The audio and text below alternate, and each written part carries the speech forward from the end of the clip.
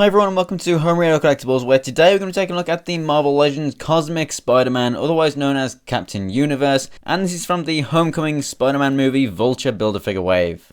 And I've reviewed everything in this wave besides the Vulture figure now, and then obviously the Build-A-Figure wings, which I'm just going to go ahead and just review in one. I don't really see the point in reviewing the wings on their own. So yeah, stay tuned for that and subscribe. Otherwise, let's go ahead and get this thing open and take a closer look. And here's Cosmic Spider-Man out of the packaging. This is a really cool looking figure, but it means so much more to me because of the PS1 game, the Spider-Man PlayStation game. But then knowing more about this character, it's just really awesome. Now, as you can see, you obviously get the very Spider-Man-esque looking mask there, but you also get the unmasked head, and then you also get this kind of half-masked head.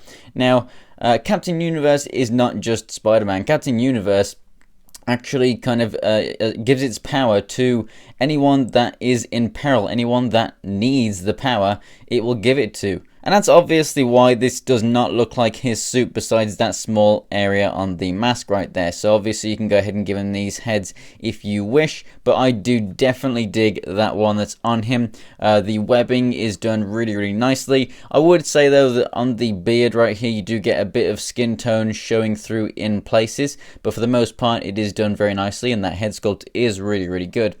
And I love that kind of flaked, freckled sort of paintwork that they've done here. It's kind of been flicked onto the figure. You can actually feel it on there.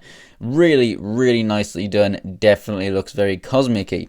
And also, the arms and the head right here are molded in that kind of speckled, metallic-y blue kind of thing that you see on, like, for example, the Ironmonger Build-A-Figure and Iron Patriots and stuff like that. The blue on the torso is actually painted over the white, and it is the best metallic blue paint job I have ever seen. It looks really nice.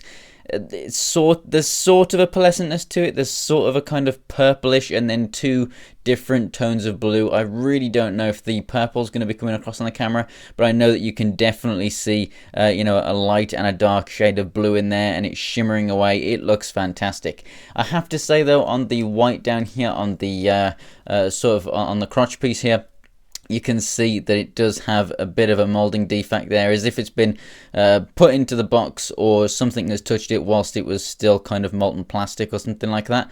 But it doesn't matter that much, it kind of goes in with the creases on there.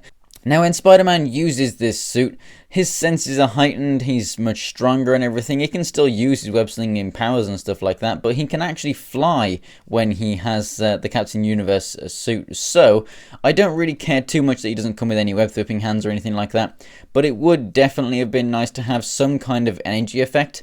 I know that the energy effects are kind of used a lot recently, and I often say I would honestly prefer something else instead, or at least a different type of energy effect. I think something at least should have been included with this figure. I do definitely like that they gave us two different head sculpts, but I think some kind of effect would have really pushed it that much further, and because they already have the molds for it, I think they probably should have gone ahead and used one. And so just before we do the articulation, he stands just over 6.5 inches tall. His head is on a ball joint and a hinge, so he can look up and down, left and right. The shoulders are very stiff and come out to the side and rotate all the way around. Rotation in the upper part of the arm, double jointed elbows, rotation and the hinge at the wrist. Rotation at the waist, very ratchety ab joint right there, but as you can see, crunches forward and back very well. Hips come out to the side, forward and back, rotation in the upper part of the thigh, double jointed knees, a kind of pointless calf rotation down here, and then the feet move up and down and have a really nice ankle pivot. Overall, I think that this figure looks absolutely awesome, and I definitely recommend it. It's a really good mold. It comes with a couple of different interchangeable heads. I think it's an extremely iconic suit for Spider-Man, especially if you were into that PS1 game, which I know a lot of you will have been. It's a must-have for me and for any Spider-Man fan, I think. So, thanks for watching, guys. If you enjoyed the video, go ahead and give it a like. Remember to stay tuned to the channel for the Build-A-Figure that's coming up next. And if you want to see other videos from this channel, go ahead and check out what's on the screen now. If you want to check out my Instagram and Twitter, it's Homerino123. The links are in the description below. And for more Marvel Legends reviews, go ahead and subscribe. So thanks for watching, guys, and I will see you next time.